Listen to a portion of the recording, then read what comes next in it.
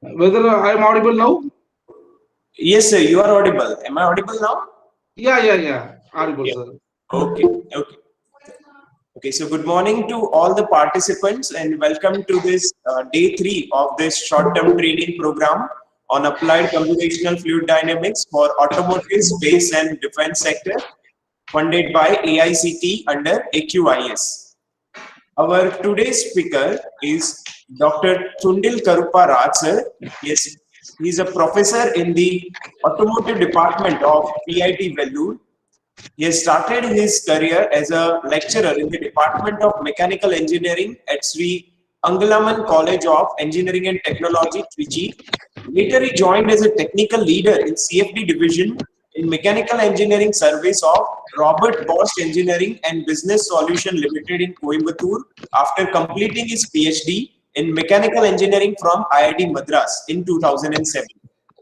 During his tenure, he played a lead role in the design and simulation of fuel flow and heat transfer in automotive components, including alternator, batteries, digital camera, etc. After that, he joined as a professor in the School of Mechanical Engineering under the Thermal and Automotive Division at VIT Vellore. Currently, he is serving as professor and head of the Department of Automotive Engineering from July 2017. He has guided 5 PhD students. He is currently working in the thermal management of converters, control systems, and batteries using CFD techniques for electric vehicles. He has also worked in optimizing the external structure of automobiles for minimal drag characteristic using CFD code. With the expertise in electric vehicles and fuel cell, he guided a doctoral student on the CFD simulation of proton exchange membrane fuel cells. Sir has got one international funded project as well, worth 49,800 euros as a principal investigator from the Royal Academy of Engineering London on design and development of four-wheeled electric vehicle. He has got another funded project from UCRI worth 126 lakhs as a co-principal investigator on direct methanol fuel cells, along with the PSG College of Technology and University in UK. He's recently obtained a CRS proposal from GTRE Bangalore in optimizing the location and distribution of screech holes employing CFD code. Sir, we are pretty fortunate to have you for this expert session. You can start your presentation now, sir. Thank you. Thank you very much. Yeah, thank you very much, Professor Maharshi Thakkar. Really, it's a great opportunity for me to interact with the participants all over the country in the field of this computational fluid dynamics. I hope this is the third day. You may be undergoing this workshop from Monday onwards. I hope this is the third day. And I want you to, and I want that I want to take with the tools so that those are already working in the field of computational fluid dynamics, or you have some awareness in the field of computational fluid dynamics, and you want to take to the next level. Take to the next level in the sense you want to practically orient this tool for your day-to-day life or for your research purpose in the form of meshing, in the form of blocking, in the form of generating the hexagonal mesh. I wish to share my knowledge gained through the indices where I worked, as well as from the research at IIT Madras.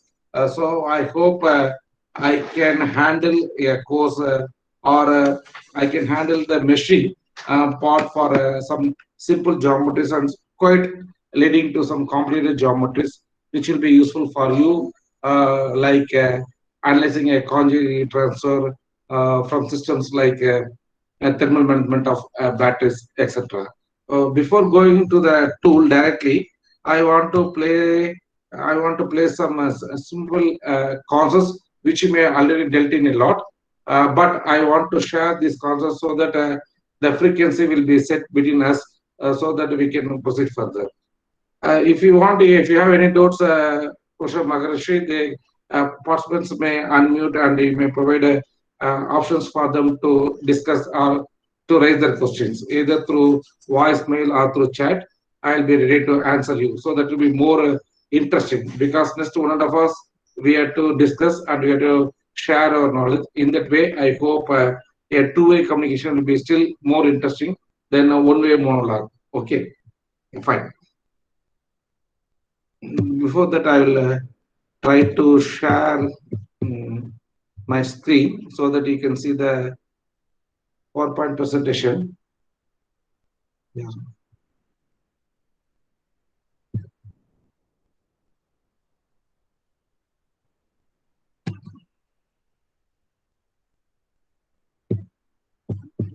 Just a minute, how to share a present mode. Let us see.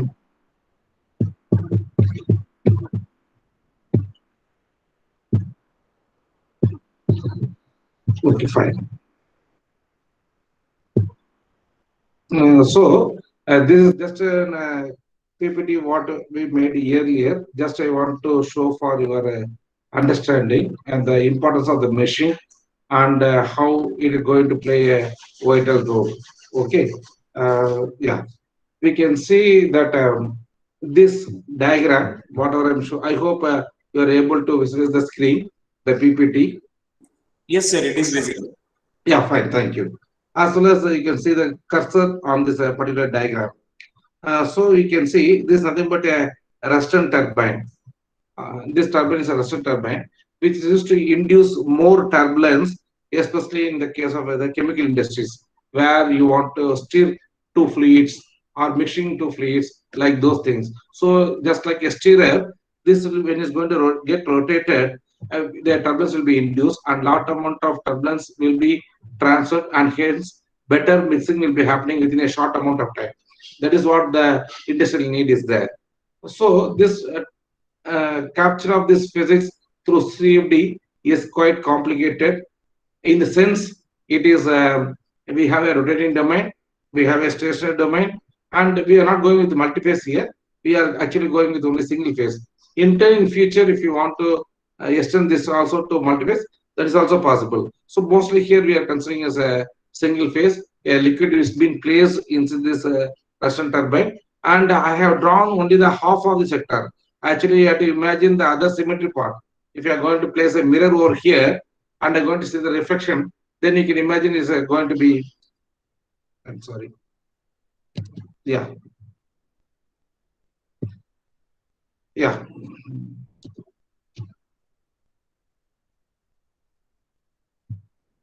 So if you're going to place a mirror over here, and I can,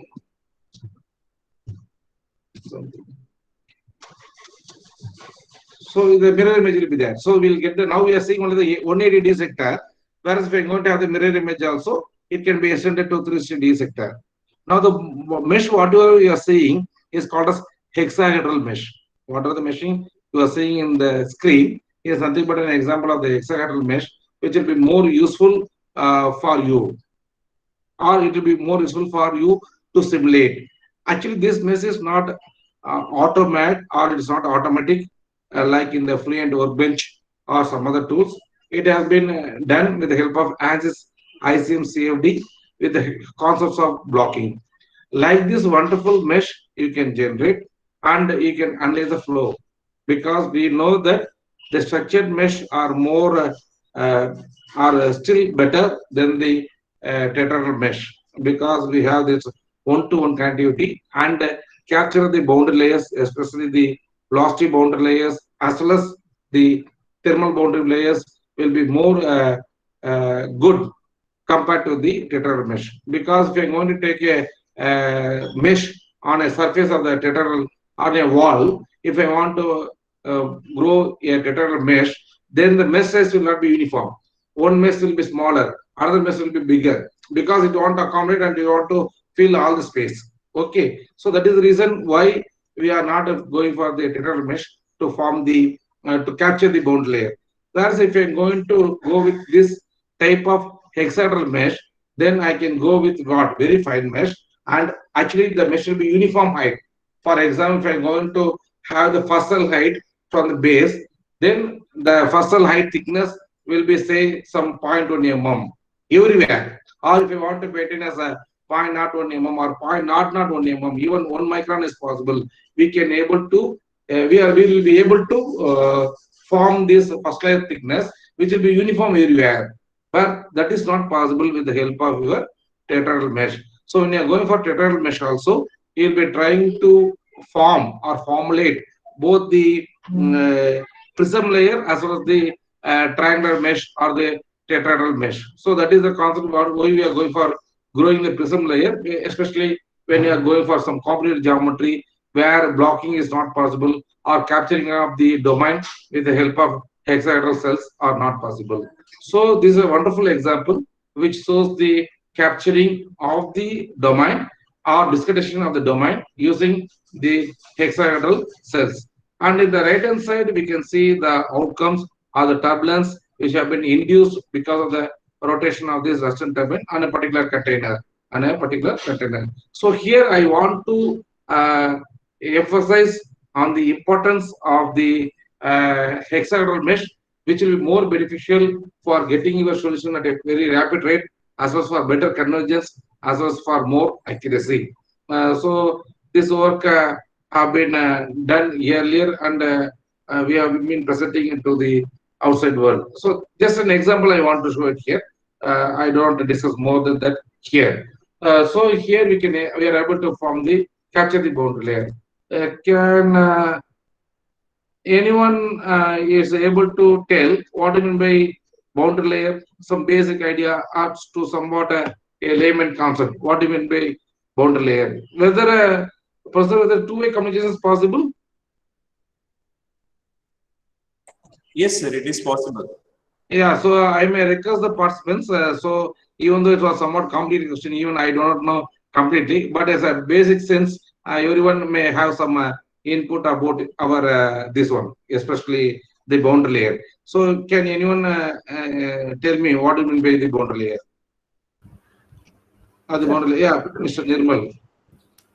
Good morning, sir. Yeah, good morning.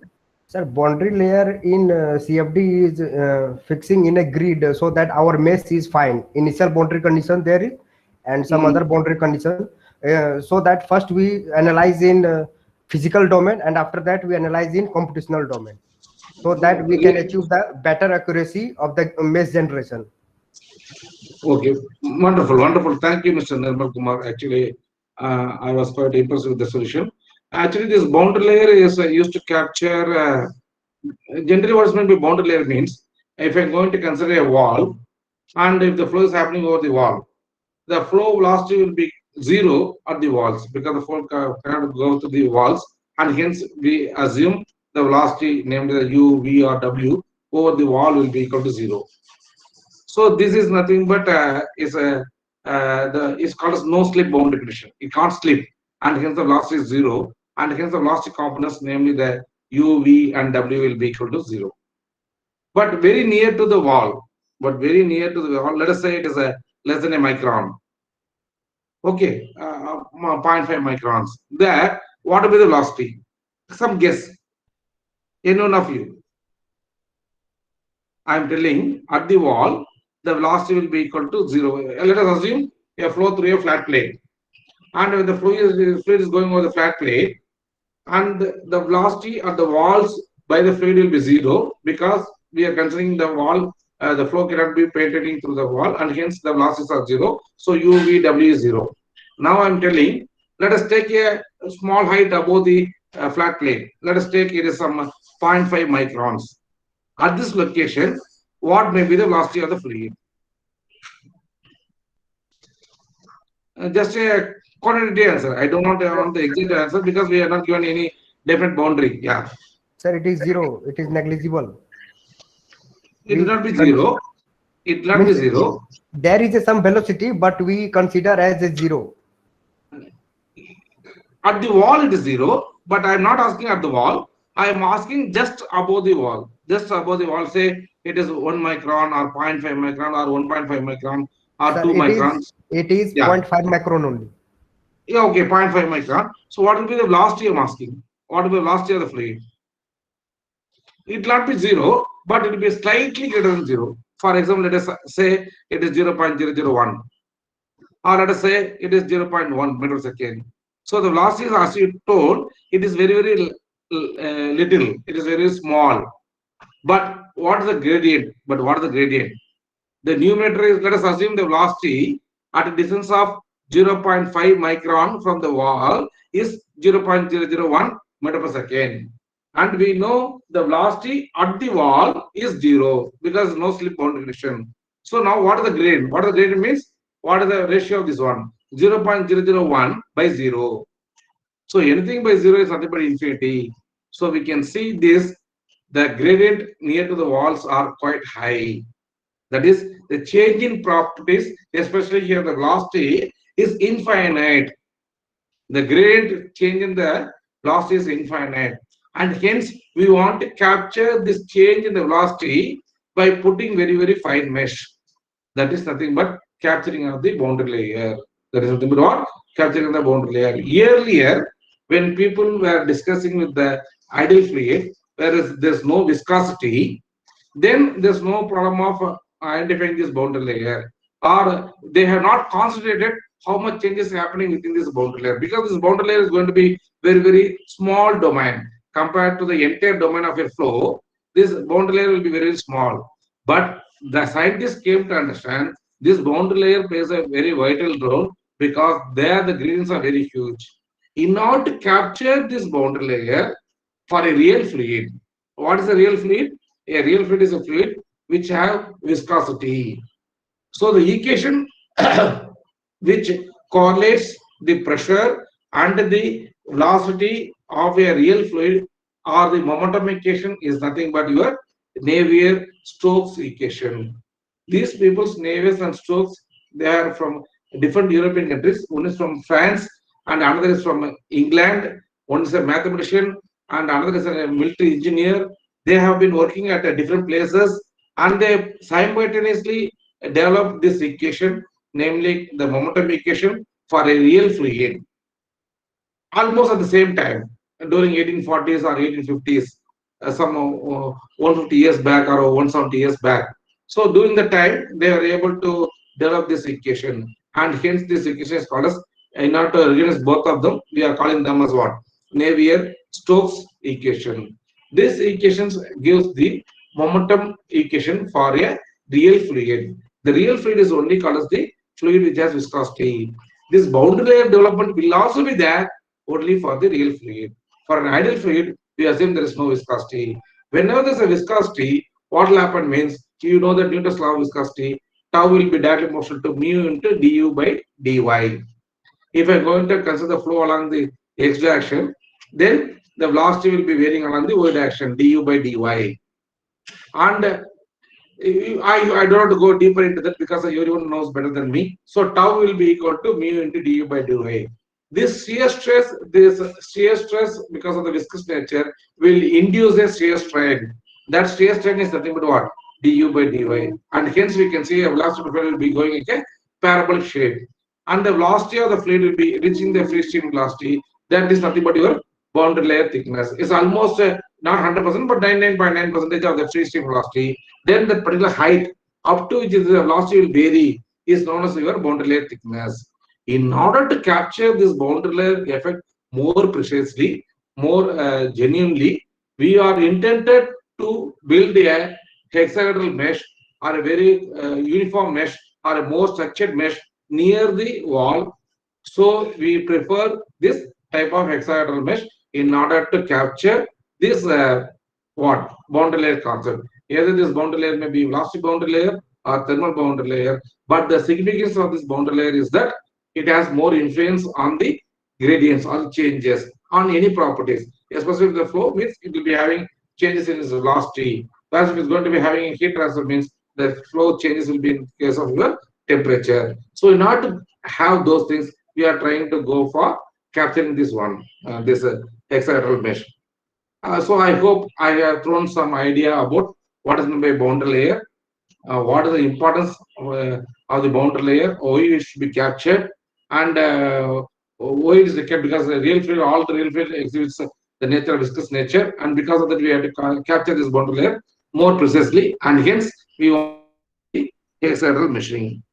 Now I want to put a very basic question. Don't Don't feel that I'm asking a very basic question, but it's more important. The question is, why you want to do meshing or why you want to go for discretization? Whether it's going to be hexagonal mesh or tetrahedral mesh, why you want to go for meshing? Not only for CFD, even for finite element methods or for structural analysis, you're also going for what? Meshing. So my question is that what is the importance of meshing or why you want to discretize a domain, a computational domain? Sir, So for accuracy, Yeah, Mr. Manan, you please tell me. so accuracy. The more number of meshes are there, the more number of nodes are there, the more is the accuracy. Accuracy is fine, but my question is why at all we want to go for a meshing? What is the importance of meshing? Why? Because they told whenever you are going for CFD, you have to create a geometry, you have to do the meshing, we have to get the solution. Okay, sir, by solving the Gaussian equation. sir, we are going for meshing or for fine geometry to achieve higher accuracy and as well as to obtain the good result in analyzing the CFD tools, any CFD tools, and for designing the product which we launch in the Yeah, I market. got it. I got it, Mr. Nirmal Kumar. I'm very thankful to both Manan Gupta and Nirmal Kumar. Both the answers are almost the same. Both of us are trying to illustrate that whenever I'm going for fine meshing, the accuracy and the results what we will be yielding will be more precise. Okay. Sir, for But my question for is, designing, yeah, but my question itself, you are talking about the fine mesh. I am asking why you want to go for meshing, meshing itself. My first question is why you want to go for meshing. The second question will be your question. Why you want to go for fine meshing? Why you want to go for grid independent study?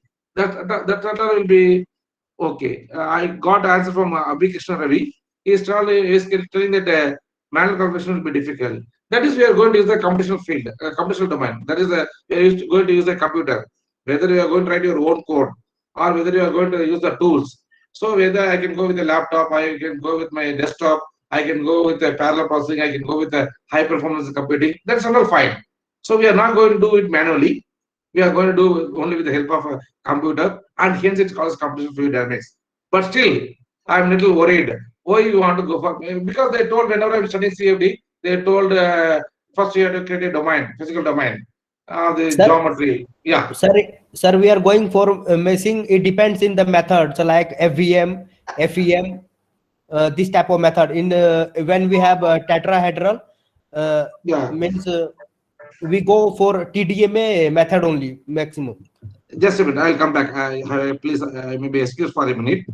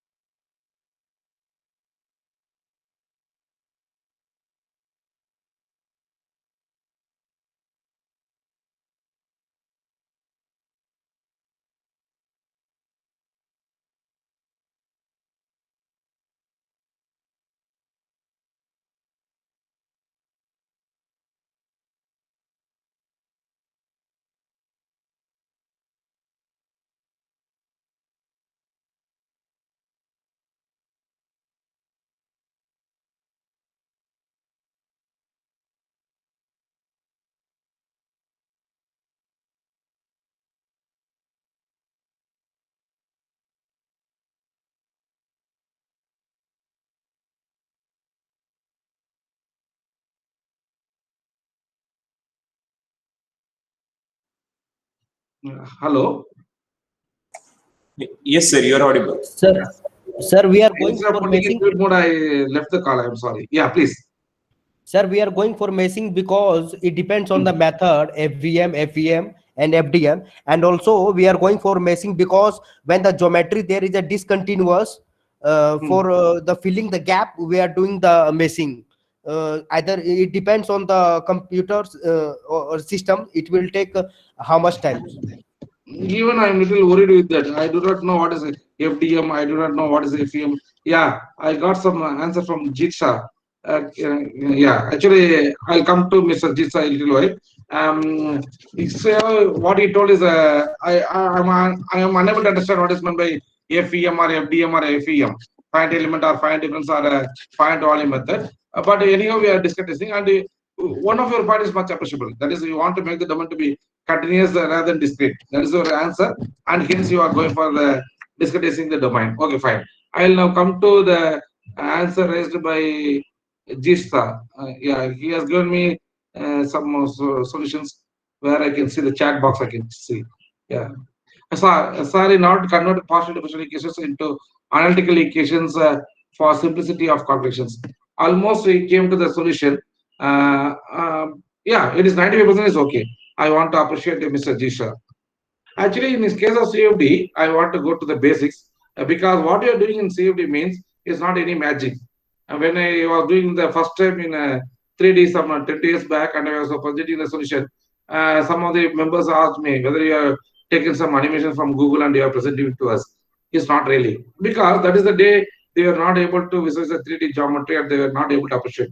So what are the videos I have simulated through the CV simulation and has presented to the committee, they simply crack a joke. It's only just for fun. Then they know that I am doing on my own. Then they told how we are able to do it. Then we are able to bring the physics out of that. And the physics is that we are trying to convert, in case of CFD, we are trying to convert the physics into mathematical form, and we are trying to solve this mathematical equation to a particular domain, whether it can be a nozzle, it can be a diffuser, it can be a heat exchanger, it can be a chimney, or whatever the engineering application you are having, and we are working on your domain. So any physical domain. So we are going to apply the governing equation. What is the governing equation? The flow physics which is happening to the domain, what we consider, it should be governed by certain mathematical equations. That is nothing but called as the governing equations. So these governing equations are, there are many, but to be very more precise or to be more concise, I can tell it's not instead of a precise, it is precise and concise. I can tell we can go with just a minute. I have to put in mute mode. I'll come back.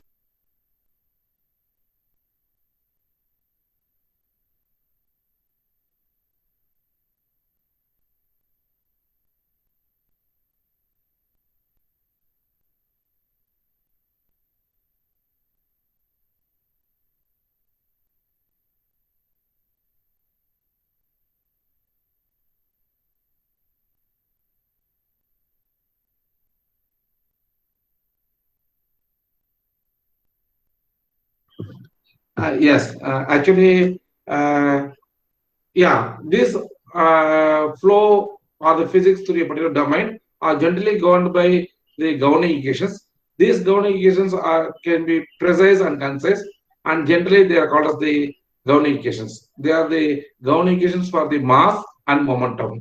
If there is no heat transfer, if there is no heat transfer, then the governing equations will be for the mass and momentum. For example, if I am going to consider a nozzle, a convergent nozzle, where the flow will be conveyed and the velocity will be increased because it will be increasing the velocity here. That is the result nozzle. If we want to simulate the flow physics of this nozzle, then whatever the mass flow at inlet should be equal to the mass flow at exit. That is m dot 1 should be equal to what? M dot 2. Yeah, I got answers from Tejus, Manoj. Yeah, that is Tejus Manoj has answered me. Sir, messing is done to accurately approximate a geometry for simulation. Why you asking? That is my question. Why you are doing a meshing either for 2D or 3D for simulation? Why it is required for doing a simulation? That is my question. I am asking the fundamental question. Okay. It is just like this. Why 1 plus 1 is called as 2? Like that I am asking. You are explaining me 1 plus 1 equal to, but I am asking why 1 plus 1 should be equal to. Like that I am asking a very basic question. And once again, Mr. Nirmal Kumar has answered me. The governing equations are mass, momentum, and energy. For doing the simulation, we have to do the meshing. I agree. But why for doing a simulation, we want to do the meshing? That is my question. Okay, fine. I am trying to explore the further funda or basics so that you can appreciate why you are trying to do the meshing. Yeah. This mass and momentum equations should be solved when a flow is happening through a particular device without heat transfer. And along with the heat transfer, if you want to solve, then you have to take the energy also. So generally, the governing equations are mass and momentum for fluid flow. and mass, momentum, and energy, if I'm going to consider the heat transfer also. And if you want to consider the radiation part also, then you have to include some more models for radiation. And if you want to include the turbulence may be simulated with the help of some more equations. Either you can simulate directly with the help of Navier-Stokes equation, as in case of your direct numerical simulation, generally called as DNS. Or if you want to simulate a flow through one of the example like a proton exchange membrane field cell, PMFC, where the electrochemical equations should also be brought inside to the domain, then only you can solve the Gaussian equations. So the Gaussian equations will be varying for each and every problem. But generally for all the problem, generally we used to solve mostly the mass and the momentum. The mass is nothing but the kinetic equation, and momentum is nothing but your Navier-Stokes equation for a real fluid. So these two equations are very much needed. And what is going to happen means, if for example, there is an equation called, can anyone tell what is the equation called dou square T by dou square equal to 0? Dou square T by Laplace equation. Laplace equation. Yeah, very good, very good, very good. Okay. I got some answer from Sumant Sasidhara. It's really good. Since the properties changes in the flow, the Gaussian equations need to be applied in the every intro. That is why we need to discuss this geometry. He's telling that the properties will vary from each and every location, and hence in order to capture the changes in property at each and every location, we want to discuss somewhat more meaningful. I appreciate the effort taken by Mr. Sumant Sasidhara. I'm sorry, it can be Mr. or Doctor, but generally I'm calling as Mr. Yeah. Then, I got some answer from Manan Gupta. We cannot study whole system in one go. So we need to study each particular nodes. Yeah, good. Almost the same as that of Sumant. I appreciate both of the efforts. And now the answer is what I'm telling is that I was discussing about the continuity and the momentum equations. Yeah. These two equations are should be solved. I was asking about this dou square T by dou square equal to 0. What is the type of this equation? Laplace equation, sir. Yeah, Laplace equation. But I'm not good in mathematics. Okay. So it is a dou square 5 by dou square plus dou square 5 by dou square equal to 0 will be called as a Laplace equation, or generally it is in the form of a elliptic equation. In case of elliptic equation, it's called as a boundary value problem. In case of boundary value problem, if I'm going to give all the values at the boundary, then with respect to steady state, I will be able to travel whatever is necessary inside the domain. So these are not very complicated for me to get behind this d square T by d square equal to 0. Whatever Mr. Nirmal told is 100% true. Whatever I added some more terms, it has added more complexity. Rather than I could not understand what is really a Laplace equation. Okay, so the Laplace equation gives me dou square T by dou square equal to 0. From that is the general form Laplace equation. But I also added is a boundary value problem, where if I'm going to give the values at the boundary, is an elliptic form, and is not, it can be applied only for a steady state problem. That is, the solution should not be varying with respect to time. It will be varying only with respect to the only with respect to space. Then I can find what is the, for example, if I'm having a circular plate and I'm giving the temperature at the end, at the boundary, then I want to know what the temperature distribution inside the circular plate can be determined with the help of Laplace equation. As you told is right. Mr. Namak, as you told it to be, right is a Laplace equation. So it is possible to get the answer for this question. So just a minute. So it is possible to get this solution. Actually, this dou square T by dou square, I don't want in terms of mathematics. I want in terms of engineering. What this equation is called as. So Laplace equation with respect to mathematics. CFD is a wonderful subject which combines the engineer and that of the mathematician. That's what I told initially itself. This Navier-Stokes equation has been developed by a mathematician as well as an engineer parallelly. So here, actually, if you want to work a CFD to the maximum extent possible, it's always better to work or join hands with the mathematician if you're an engineer. If you're a mathematician, better you join hands with the engineer so that it will be more fruitful. So that is the reason. And now my question is, what is meant by d square T by d square? It's called Laplace equation. I agree. It's called one-dimensional Laplace equation. Now I want in terms of engineering. Now maths is over. Now I want to, I will be happy if you could explain what is d square t by d square equal 0.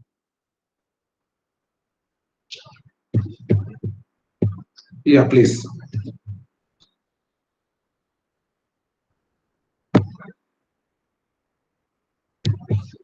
Can anyone? I hope I am not disturbing you. Whether I'm audible? What, sir? Yeah, my question Yes, is sir. d square t by d squared equal 0 is Laplace equation. I agree. That is in terms of mathematical form. That is in terms of max aspect. I want it in the form of engineering application. What does this governing equation represents? D square t by d Sir, squared equal 0. Yeah, yeah. heat flow. Still more Heat. precisely, heat flow is that. I agree.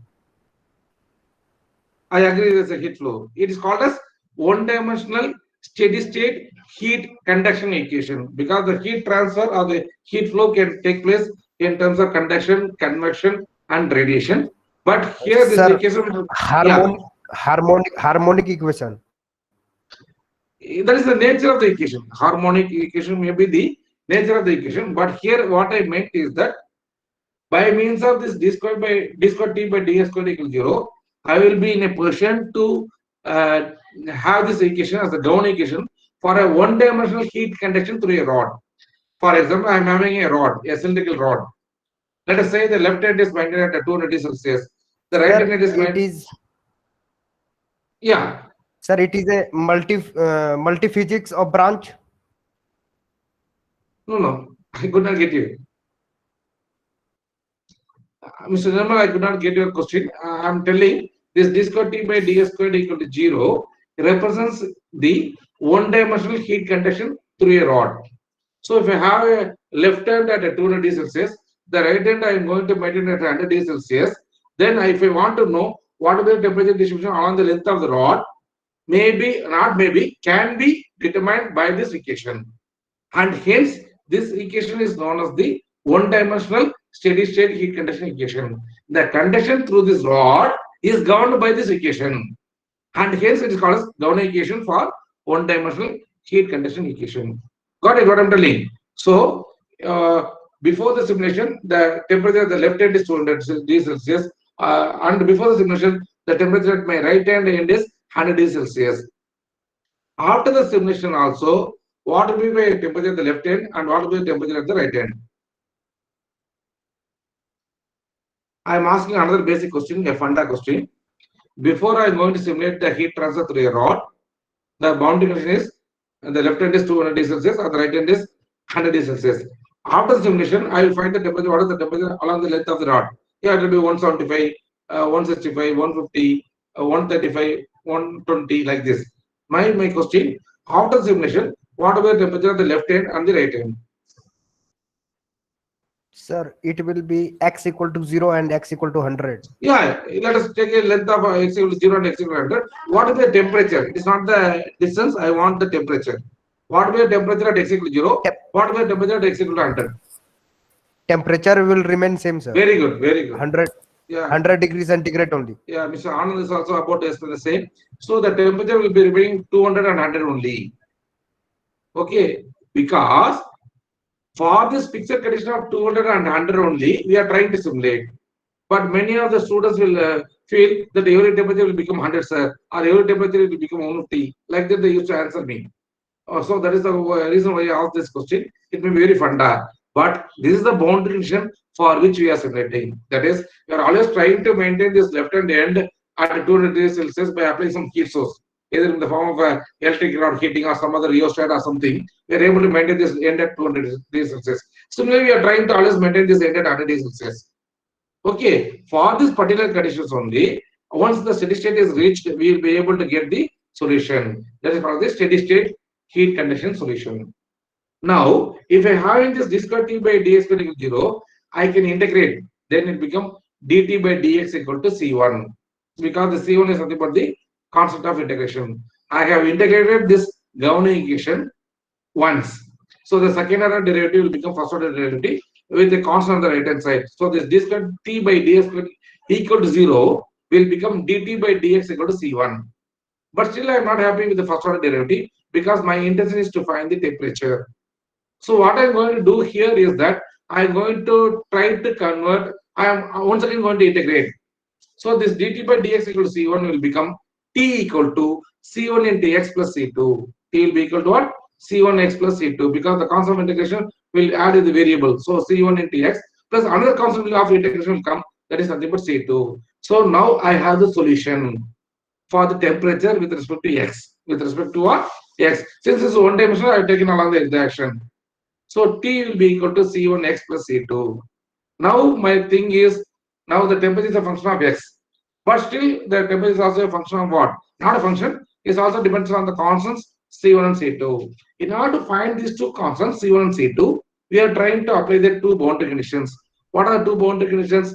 At x equal to 0, T equal to TA or T equal to 200. At x equal to L or x equal to what? 100 mm, T equal to TB or which is equal to 100 degrees Celsius. By substituting these two boundary conditions, I can find the value of C1 and C2. I can find the value of what? C1 and C2. I will repeat once again. I have d square T by dx square equal to 0, which is nothing but is called as the Joule equation of one-dimensional heat conduction equation through a rod. Why we are calling this as Joule equation means because this governs the nature of the heat conduction through this rod in one-dimensional way. So, for example, I have taken a cylindrical rod which contains the temperature at left hand at x equal to 0 as what? 200 degrees Celsius, and x equal to 100 mm as what? Temperature as 100 degrees Celsius. Now I have simulated or I have done the solution. I will know the temperatures. Now, let us come to solution a little later. Now, let me try to integrate this equation.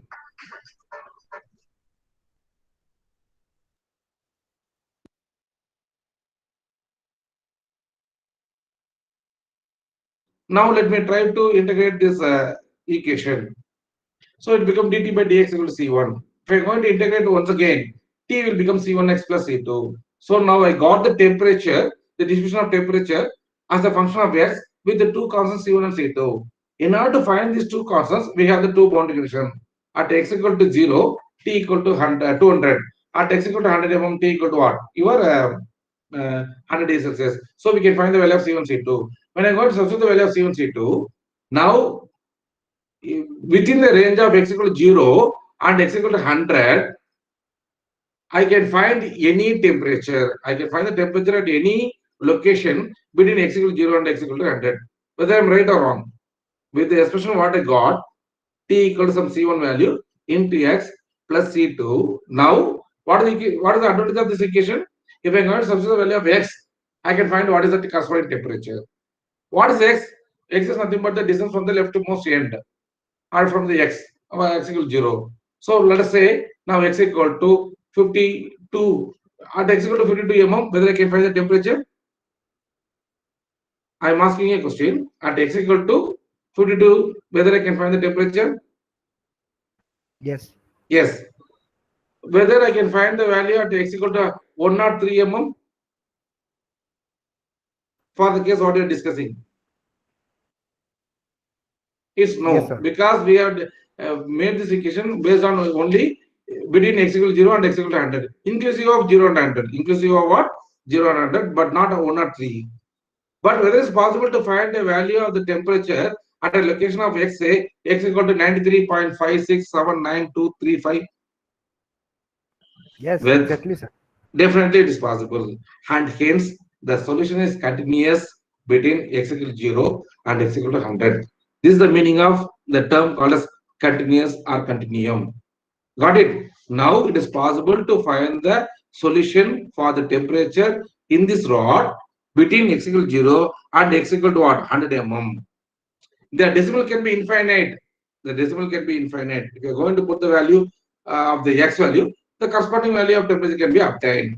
So the solution is continuum or continuous and not discrete between x equal to 0 and x equal to 100 mm. The solution what now obtained through this integrating of this Joule equation, and I found the equation and I substitute the boundary equation. This is not called CFD. Whatever I have done so far is not called as what? CFD. This is nothing but called as the analytical method of getting the solution, and hence it is called as the analytical solution. And hence it's called as what? The analytical solution. Or it is called as what? My exact solution. The answer will be 100% exact. It will be same. Even if you are going to do the experiments and you want to compare your answers are right or wrong, then you have to compare your answers with the analytical solution if it is available. The last word is very important, if it is available. So you are doing some experiments and you have taken some readings and you want to ensure the readings what you have taken is good enough or is more accurate. Then what you have to do means you have to do the corresponding mathematical equation and you have to try to develop the analytical or exact solution. If it's possible to obtain that equation, obtain that solution, then you can compare your experimental readings. So how far you are good, how far your equipments are good. You can do the uncertainty analysis. You can do the repeatability test. You can ensure that results are matching once again well and good. So always the exact solution are 100% accurate. CFD is not 100% accurate. Okay, experiments are not 100% accurate. Experiments also somebody will tell is 100% accurate. No, experiments there will be a lot of errors if you are not going to do properly. Even if you are going to do properly, also there will be some errors because of the inaccuracy of the equipments or the computing services or the experimental facilities, whatever you have available. So the very best solution is nothing but your experimental, theoretical or the analytical solutions. Okay. Now, sir, if it's not CFD, then why you explained about this exact solution or the analytic solution? Like this, it is not possible to have the analytical solution for all the practical problems which is available now. Either it's going to be engineering or whether it's going to be a normal application. Even for example, when I want to have a drop of oil or a petrol is going to drop from the particular height and is going to drop it. You can derive a mathematical equation for this drop it movement. You will be in a position, you should be in a position to derive the mathematical expression for the movement of this oil droplet from a particular location to the ground. It's possible. So like this, we have to form the mathematical equation. As well as it is not possible to get the analytical solution always. Now, what is the equation I have taken? I have taken a very simple example. D square t by d square equals 0. Now, I may request you to solve a little more complicated equation. It is nothing but d square t by d square plus d square t by dy square plus d square t by dz square equals 0. Can you tell me what is the solution? I have given you a now question. What is the solution for temperature for the three-dimensional steady-state heat conduction? It is nothing but del square t equal to 0. Del square t is equal to 0 is nothing but what? D square t by d square plus d square t by dy square plus d square t by dz square equals 0. So for this equation, can we tell me that temperature is a function of x, y, z? So the solution should have t of x, y, z equal to some constant into x, some constant into y, some constant into z, something like that. Whether it's possible to get the analytical means is possible. Already we have studied in our heat transfer book and we have studied in our heat transfer course, and there will be some basis function will be there, and we have derived also. But it's quite complicated, but it's possible. But it's available. But it's possible as long as it's available. So we can find the temperature as a function of x, y, and z. So for example, if we want to find I am taking a cube, and in the cube, let us take a cube of 1 meter by 1 meter by 1 meter. And I'm going to give the temperature on all the sides of the wall of the cube. And it's a solid cube. I want to know how is the temperature distributed inside the cube, inside a cuboid. Then I'll be discussing with respect to x, y, z. Now let us say at a location of x, y, z of say 100, 200, 300. I want to know the temperature. It can be given analytically. T of x, y, z equal to some equations will come, some solution will come. But I don't know right now. But definitely our heat transfer process, who are good enough, will be able to derive the solution, the analytical solution or the exact solution for this three-dimensional steady-state heat transfer problem. Even I can make it a little more complicated.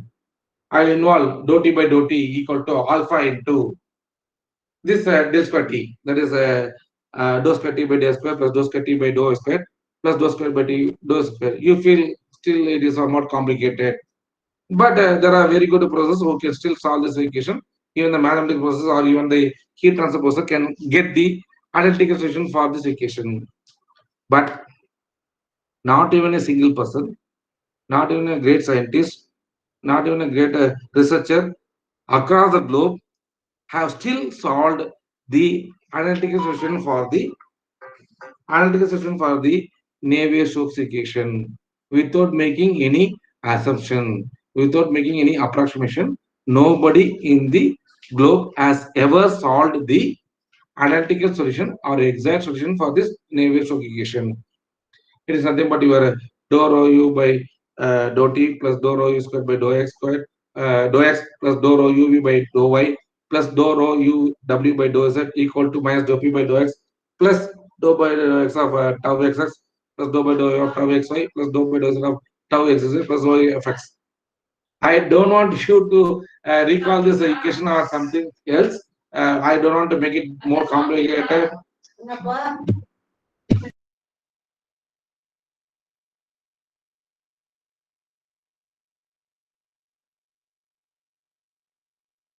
So you can, I don't want you to recall this Navier-Stokes equation and all. What I'm about to tell means nobody in the globe has ever solved this x momentum or y momentum or z momentum equation for analytical solution. So whether we can live without solving them? No, it's not good.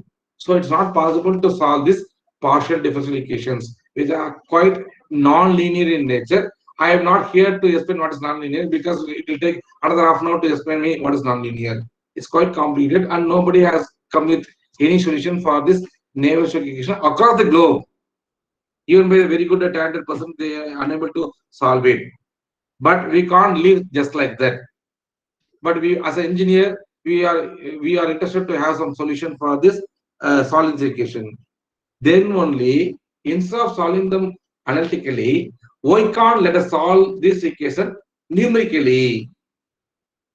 I'll repeat the sentence once again. I'll be going a little slower. The solution is, since I am unable to solve this Navier-Stokes equation analytically, but still I want to solve it to get my solution, I want to go for the numerical solution. So what is numerical solution? Instead of solving dou t by dou x, whether I can solve as t1 t2 minus t1 by x2 minus x1 or ti plus 1 minus ti by x2 minus x1. So you please, I will tell you like this. I want to solve dt by dx, but I am unable to solve dt by dx. Instead of dt by dx, I want to solve as what?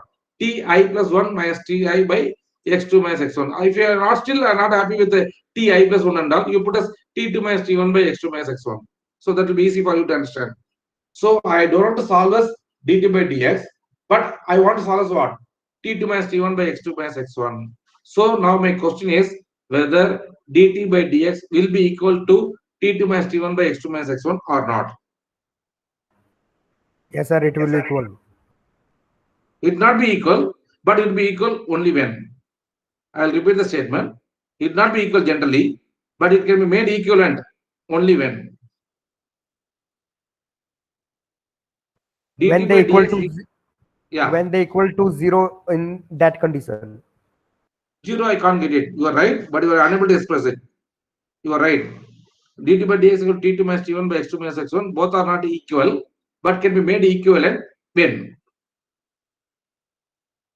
Sir, when the both equation is equal to 0 in that condition. When both the temperatures are equal.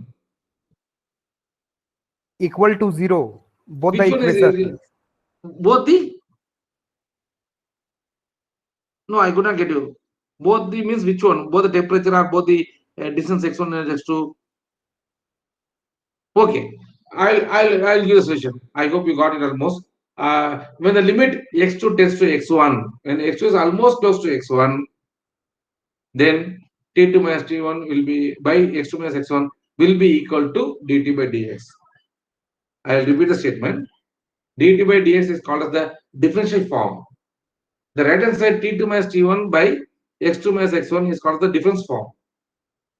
The differential form is not equal to the difference form is not equal to the differential form because the differential form is superior. So I should not compare a differential form to a difference form, whereas I can compare the difference form to a differential form. So this dt by dx is called the differential form. T2 minus T1 by x2 minus x1 is known as the difference form. This difference form is not equal to the differential form, but this difference form may be made equivalent to the difference form only.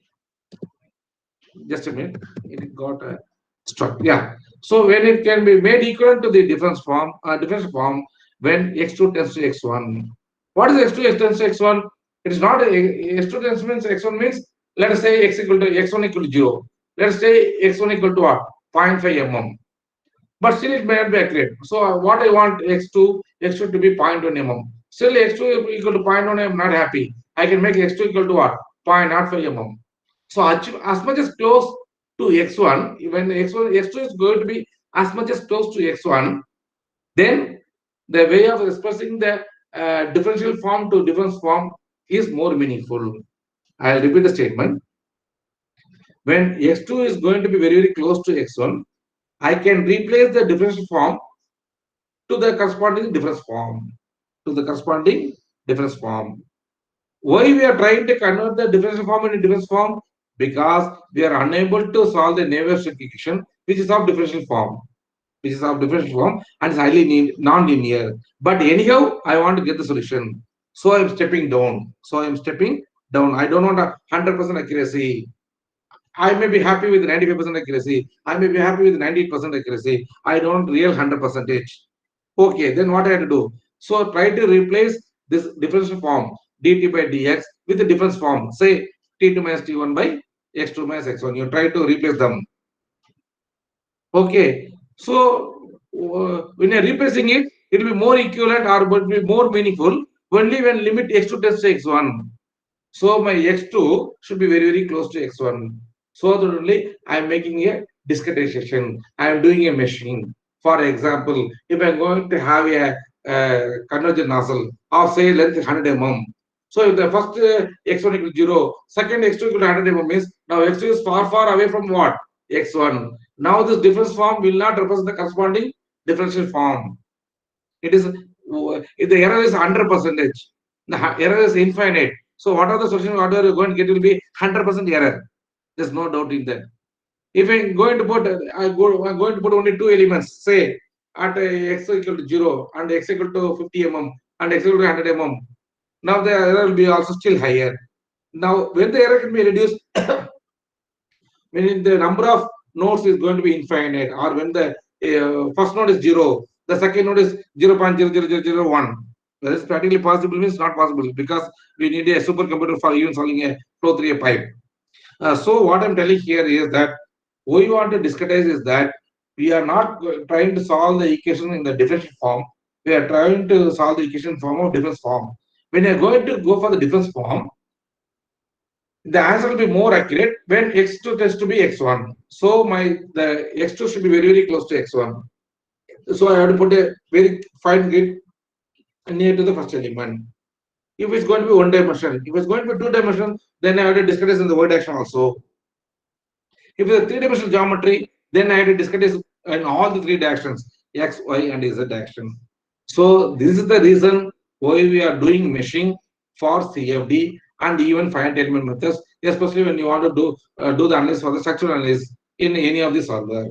So the main, so in future, if anyone is going to ask you a question, why you want to do meshing, like that, if anyone is asking means, then you have to tell you, sir, we are trying to solve the Gaussian equation by numerical methods, not by solving the differential equation, but by solving the differential form, difference form. When you are trying to solve the difference form, it may replace the differential form only when you are going to consider the two nodes to be very, very close to each other. So in that case, we are going to for the discretization or the missing concepts. And after that, we will go with the help of Taylor series. So those under I don't take into still deeper, so that it will be still consuming time and it's not required at this time. Okay, I hope I made answered you the answer what you are expecting. Whether it's clear? Whether I'm satisfied you to a certain extent, why not certain extent, I give my full effort to explain why we are going for the meshing for any geometry. Because we are trying to solve by numeric methods. But whenever you are trying to solve by numerical method, what will happen means the accuracy will not be 100%. We are stepping down. So always the solution of numerical methods will be inferior to the analytical solution. Always the solution of the experimental methods will be inferior to the analytical method. And if you have always some answers with the experiments, then you can also simulate with the numerical methods like CFD, and you can compare your answers with that of the experiments. For example, now we have a problem. Let us assume you have a problem to flow through a nozzle. You do the experiments in the lab. You try to simulate the same thing in the CFD. Try to now compare your answer of your CFD to that of experiments. Don't compare your answers of experiments to that of CFD, because we believe that you are reasonably good at having good experience to conduct experiments in the nozzle. And the results of the experiments are always superior to that of numerical solution. So now you have to compare your solution of the numerical methods, and you have to compare your answers to that of your experiments. This process is called as validation. This process is called as validation. Why this process is very important? Because at most of the time, the computer or the software will give any answer corresponding to the case what you have set up, or corresponding to the assumptions what you have made. So it may not be accurate. So it's always better to compare or validate your solutions which are created numerically with the help of CFD tools, and compare those answers to with the other experiments. It need not to be 100% accurate. Both the experiments and the CFD need not to be 100% accurate. It can be 95% accurate. It can be 90% accurate. It can be even 85% accurate if it's going to be more complicated. Then your CFD tool or the CFD code, whatever you have written, is quite believable. Then we can extend that CFD simulation to optimize the parametric geometries. I hope you got it now. What is the meaning of validation? So whatever the CFD tool, what you are going to do will definitely give some solution. But whatever the solution is given by the CFD tool is not accurate, or we can't rely on the solution. That can be checked or it can be validated by comparing those solutions with the experiments which is already available, in the literature, or you have to do the experiments. In either way, we can do it. Or sometime, sir, still I am having the analytical solution. Can I compare my numerical solution to analytical solution? Well and good, because the analytical solutions are more better compared to the experimental results. Because sometimes we may make some mistakes in the doing the experiments also. So we have to cross check that also. So always the results of analytical solutions are superior. Then comes the experimental results. Then comes the numerical solution. Numerical solution is nothing but what? Your CFD solutions. So that is the status. But still we are going with CFD because as engineers, we are happy with the solutions with 95% accuracy or 90% accuracy for the case without any solution at all. So if you're going to have without any solution, that is one case. On the other hand, I'm getting a solution with 95% accuracy. I'm happy. What is that? I'm not 100% accurate, but I know I'm 95% accurate. So this 95% accuracy will more than sufficient for my engineer. He'll go with the factor of safety and he'll design the bridge. He'll design the heat exchanger. He'll design the boiler. More than sufficient. Got it? So always whenever you're going to CFD, you please warn your mind that we are not 100% accurate. That we are not 100% accurate. But CFD is once again a tool. We will try to optimize the different geometrical and flow parameters. So it will save a lot amount of cost. For example, yesterday also I had a chance to visit GTR Bangalore for some of the projects in the afterburner. Okay, I can't tell more than that. We are trying to optimize the scratch hole locations, and we want to try to optimize the coefficient of discharge through this holes, etc. for various boundary conditions. This they can do experimentally also, but this will incur a lot of cost and lot of time. So they are letting out as a funded projects to process like us, and we are trying to give some solution to them. Based on that solution, based on the optimization what we have made, because along the liner there are nearly some 160 holes along the periphery of the afterburner liner. So these 160 holes, if they are going to make it instruments, and it is only at one radial location. If we're going to go for different axis location, the number of holes will be still huge, and it's very, very difficult for them to make and to check once again.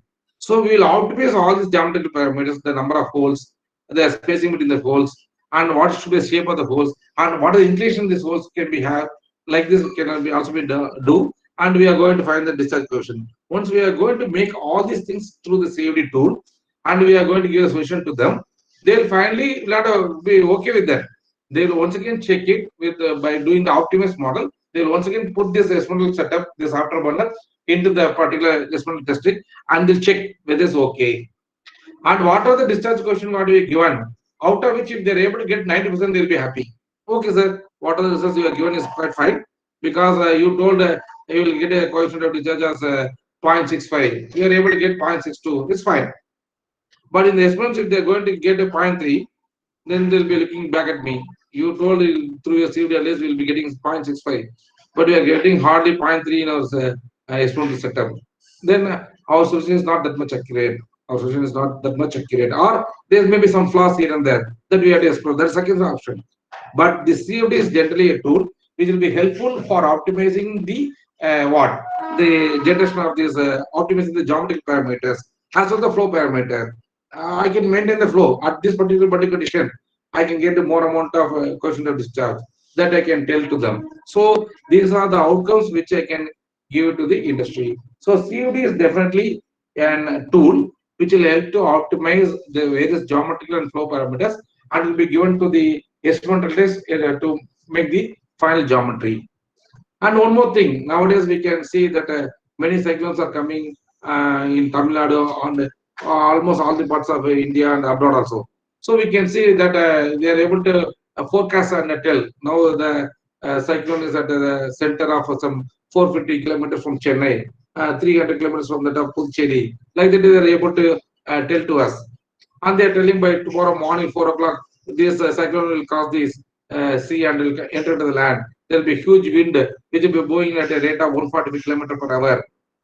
These and all are operated with the help of CFD. These and all are operated with the help of what? CFD is a very big domain and very big boundary is given, and now we are able to predict them more accurately. Earlier days, when I was a kid, as a 10 years or 15 years old, they used to tell there'll be more rain today, but it'll be very hot this sunny day. But nowadays we can see at least there will be some few drops will be raining. So we have been improved in predicting the forecasting the weather also through the CFD techniques. Why I am telling this example is that here we are able to predict the things which are not practically possible to do the experiments. Here I can do an experiment, I can create a sea, I can create a land, I can do the experiments. It's not at all possible.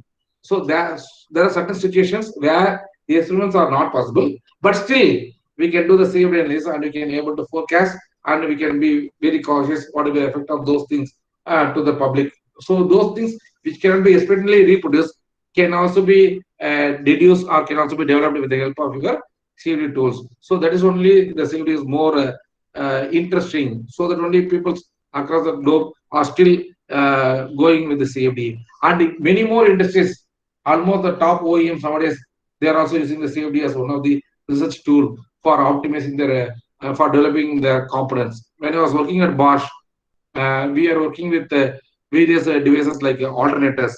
In the alternators, we have this claw pole and the windings. We have this the claw pole will be rotating, and we have the stator also. The this will be the rotor. The outer portion will be the stator, and because of this one, the will be supplying the electricity, and very, very little amount. That's called the line current. Because of that, the copper windings will become magnetized, and this magnetic flux will be cut by this claw pole or the rotor, and EMF will be induced. So this also can be derived with the help of CFD. It's not only mechanical; it's also electromechanical. We're able to generate or we'll be able to deduce how much of amount of EMF will be generated because of the rotation of the claw pole. And we are also able to do the conjugate heat transfer. What will be the temperature of this claw pole? What will be the temperature of the stator winding? What will be the temperature of the diodes? Because what of the electricity is generated in the alternator will be AC of nature, will be alternating current. But we want to convert the AC into DC. So we have positive diodes and negative diodes, which have been put on the positive heat sink diodes and positive heat sink and negative heat sink or minus heat sink. So this diodes, when they are trying to convert the AC into DC, will liberate a lot amount of heat energy. This heat should be properly distributed. so that only before the protection gap, there will be a small fan will be there. This fan will be circulating air, and hence the heat will be removed from the diodes through the heat sinks. Now we can see a wonderful electromechanical or electromagnetic simulation has been carried out, as well as conjugate transfer concept is also carried out. As well as there's one more funda is there. The funda is what? A rotating domain is there. What is the rotating domain? MRF is there. Moving rotating frame is there. And hence it's quite complicated because the rotor and stator.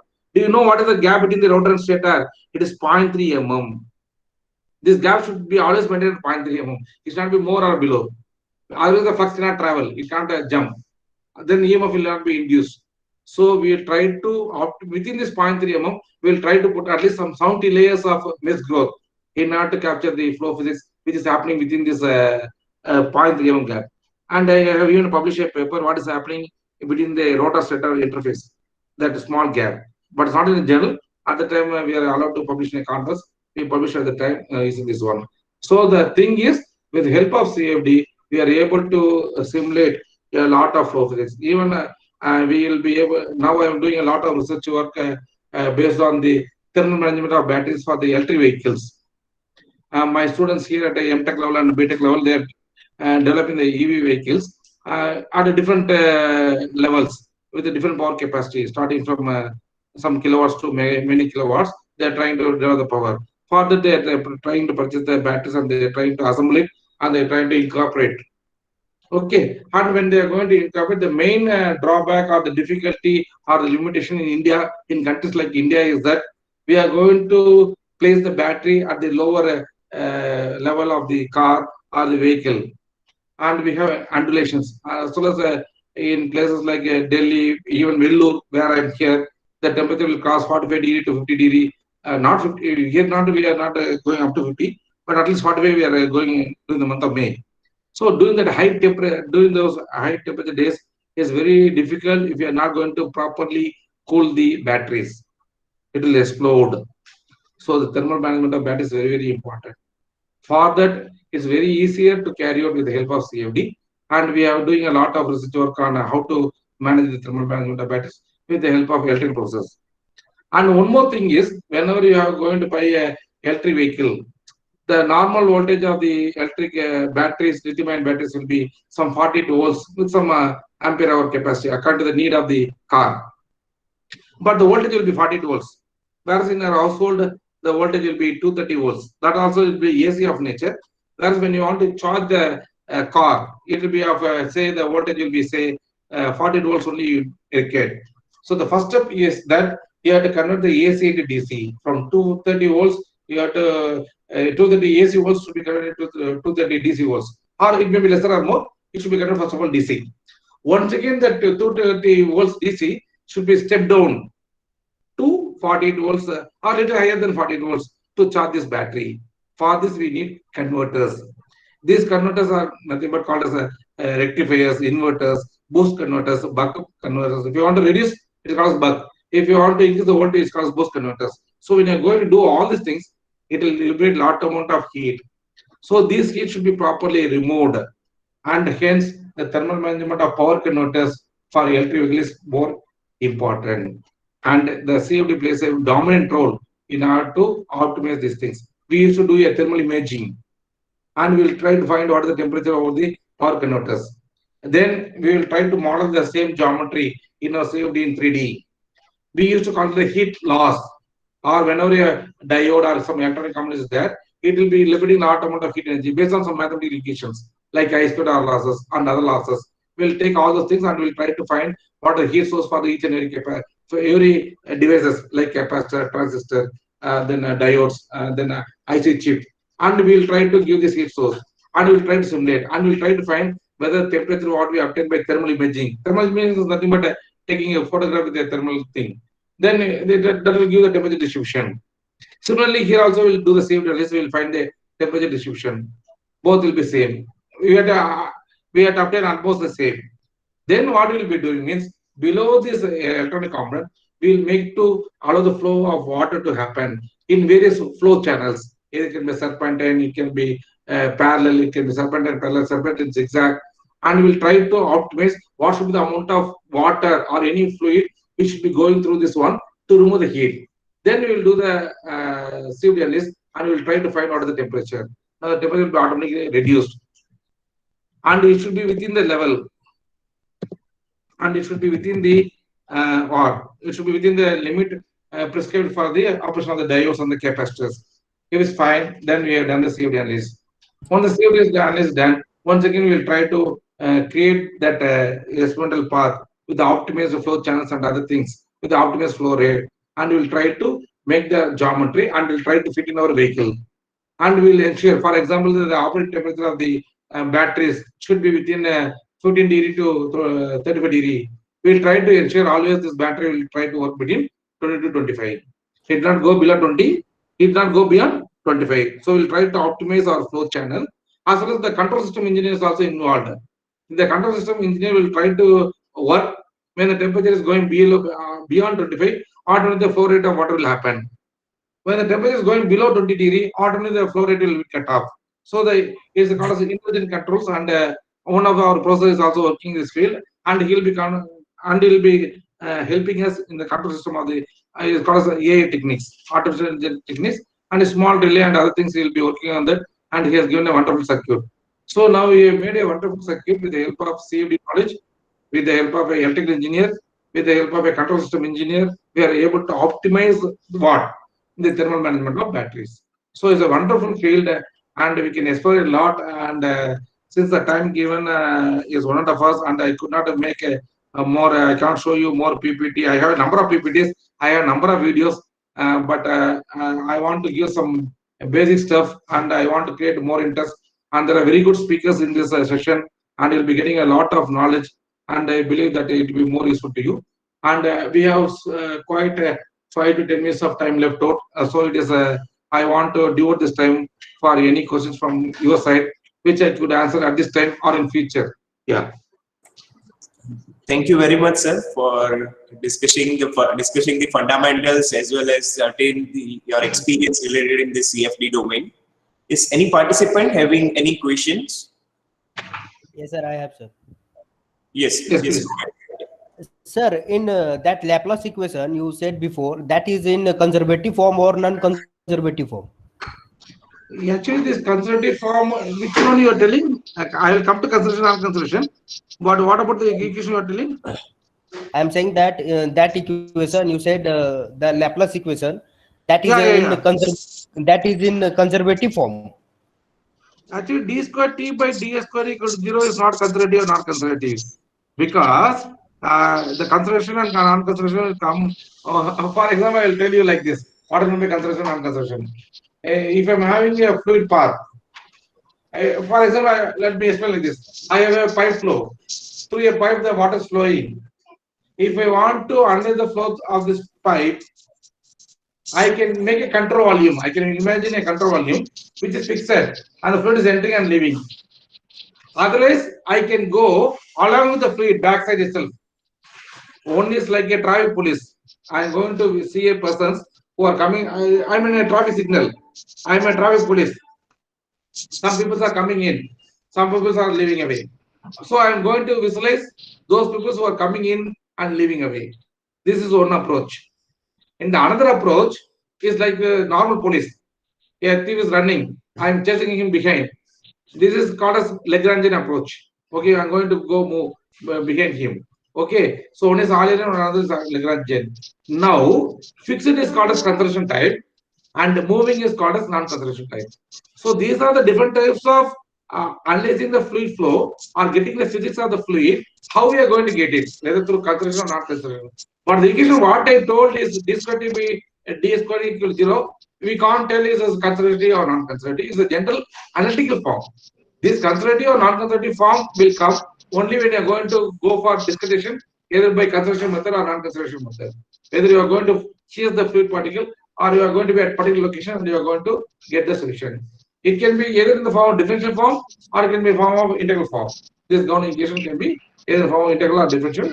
That we can discuss. Okay, whatever the form I told is more general in nature, generic in nature. Yes. And sir, and my second question is that you talking about the CFD solution. That is always it is always approximate solution. CFD is not accurate solution. And my No, third question, sir, yeah, sir, yeah, and my please. third question is that, sir, in meshing, there is some meshless software. We are not doing meshing in that one because automatic there is a meshless. So what is the difference between meshless software and meshing software? Actually, messless is called as actually the meshing will be done. It will not be meshing will not be there. It will be meshing will be there, but still it is not need to be done by us. It will be auto generated and it will be doing its own. Okay, so we can't tell there's no machine. And one more approach is that we are there's no need to even to solve the kinetic equation, momentum equation, and other equations to get the solution through CFD. I'll repeat once again. There is no need to solve the kinetic equation, momentum equation, and other governing equations to get this equation. It is even enough to say, solve the lattice-Boltzmann equation to get the solutions. There's another approach called as lattice-Boltzmann approach, in which we are considering the each and every particular crystal, and we are studying the FCC, BCC, and ACC, where the governing equations will be based on lattice-Boltzmann, and the energy will also be your kinetic theory of gases. Those energy will be there. So there's another approach where there's no need to go for these things. By means of lattice-Boltzmann method also we can get it. There's one more method called spectral methods. Through that also we can get the solution for the flow through a pipe or CFD application. But they are not more generic as that of our conventional CFD tools, which you are trying to solve with the help of kinetic, momentum, and energy equations. So there are different approaches. So one of the approaches, it doesn't mean is messless means is messless. It will be done. We used to call that as a converge tool, is a messless tool, is a grid event tool, but still the machine will be there. It will be discreting and it will be doing it, but it will be taken care by on its own at the maximum. Okay. Okay, thank you, And sir. coming to the Thank you, first sir. question, I would not answer completely. The analytical solution or the solution what you obtain from the CFD, that is numerical solution, are not are always approximate. I am not telling approximate means it's 25% accuracy. I am telling 98% accuracy. I am telling 99% accuracy. I am telling 95% accuracy. So 95% accuracy solution, I am Yes, sir. happy. So Yes, sir, don't yes, feel sir. that. So don't have a disheartened. Don't leave the CFD. I am not No, telling it's sir. not I'm 100% accurate. I'm telling it's yes, not sir. 100% accurate, but it's Nine, 98% accurate, 99% accurate. Okay. yes, sir. Yes, So yes, sir. please go with the CFD. I am not telling it's a Thank you, negative thing because if I'm not getting any solution, but I'm getting at least 90% accuracy, I'm happy with that. Yes. No, sir. Actually, I'm learning CFD. I'm doing master Good. degree in CFD only. Oh, good, So good. that's what. So Really that's good, what. really good. If you want, I can share some of my YouTubes. In future, I can give to the coordinator. I hope he may share those videos with you. Yeah. If you're interested, you can go through. It's not compulsory. Yeah. So there is one question in chat box. Yeah. How much potential does passive cooling technique have in cooling battery module? Yeah, actually, here, if you are going with this one, there are two ways. One is by the flow of the air when the vehicle is moving itself, it will get automatically cooled. That is one way. But when the heat generation rate is going to be very huge, and if you want to maintain the temperature more precisely in countries like India and Arab countries where you want to maintain the temperature range to be very, very precise between the temperature range, then we have to go with supplying additional power from the SL side. Then that type of cooling is also more important. Then we are going with the passive cooling. Okay, so nowadays we are going with the passive cooling because instead of power, our safety is more important than the consumption of power. So it's better to go with passive cooling. Nothing wrong in that. It is more potential. And the countries like Western countries, the drawback is the other way. Their temperature will go 0 degree, -5 degree, -10 degree. Then also the battery will not work. But the concern is that it will not be a problem of safety. There will be only concern that it will not work at all, or will be having low efficiency. So that is the drawback they have. But the countries like India, where we have higher temperature during summer, it will be resulting to our more difficulty in the safety aspects. So we are going with spending some more energy to neutralize this one. So our main aim is the safety. Second comes the efficiency and other things. So it's better to go with the type of cooling technique what has been given here. Yeah. Yes. Any other participant having any question? Yes, anyone having any question? Okay, then thank you very much, sir, for delivering such a wonderful talk and starting from basics so that the participants can understand the future sessions in a better way. So I hope that it would be really useful to our participants. So thank you very much, sir, for accepting the invitation and discussing such fundamentals as well as your experience in this domain. Thank you. Thank you very much, sir. Yeah, I wish to thank the organizers, especially Mr. Maharshi Thakkar, Mr. Maharshi Thakkar, who was contacting from the very beginning.